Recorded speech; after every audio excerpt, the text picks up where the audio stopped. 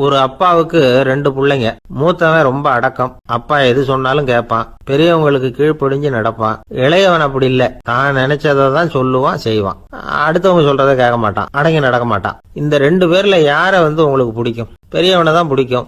ஏன்னா அவன் தான் சொல்ற பேச்சை கேட்கறவன் அப்படின்னு சொல்லுவீங்க. ஆனா ஒரு ஞானி என்ன சொல்றாரு தெரியுமா? ஒரு குழந்தை அதன் அறிவுக்காக மதிக்கப்பட வேண்டுமே தவிர அதனுடைய கீழ்ப்படியும் தன்மைக்காக அல்ல அப்படிங்கிறார்.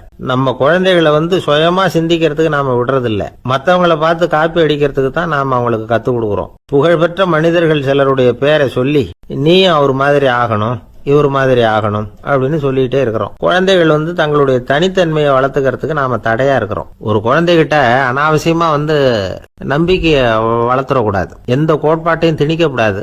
நாம ஏற்கனவே அர்த்தமில்லாத கருத்துக்களையும் கொள்கைகளையும் மனசுல போட்டு நிரப்பி வச்சிருக்கிறோம். இந்த உலகத்துக்கு புதுசா சேர்ந்திருக்கிற ஒரு குழந்தையின் தூய்மையான மனசுல நம்ம கருத்துக்களை அறிமுகம் செய்ய அல்லது திணிக்கிறதுக்கு நமக்கு எந்த அதிகாரமும் கிடையாது. ஒரு குழந்தைய நீ இந்த மதத்தை சேர்ந்தவன் அப்படின்னு பிறந்ததுமே ஒரு முத்திரை குத்தி போடுறோம்.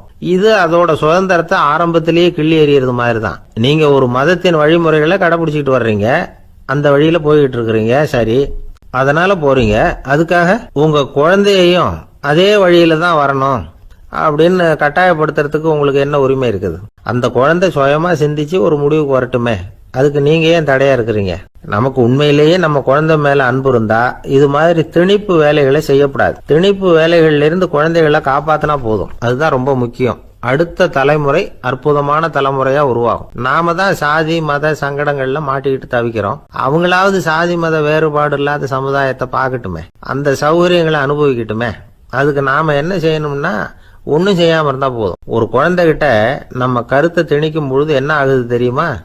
அது அவனை அவங்கிட்ட இருந்தே அப்புறப்படுத்தி விடுது. அவனுடைய தனித்தன்மையை அழிச்சுடுது. அவனை ஒரு எல்லைக்குள்ள திணிச்சுடுது. இதெல்லாம் அன்புங்கிற பேரால பெற்றோர்கள் செய்யற தப்பு. இதெல்லாம் கேட்டுக்கிட்டு இந்த காலத்துல அப்பா ஒருத்தர் சொன்னார், நான் கருத்துக்களை எல்லாம் என் பையன் கிட்ட திணிக்கிறது இல்லைங்க, ஆனா அதிகமா சாப்பிட சொல்லி கட்டாயப்படுத்துவேன் அப்படின்னார். உங்க வீட்டு சமையல் அவ்வளவு நல்லா இருக்குமான்னு கேட்டாங்க. நல்லா இருந்தா நான் ஏன் அவனை சாப்பிட சொல்லி கட்டாயப்படுத்த போறேன் அப்படின்னார்.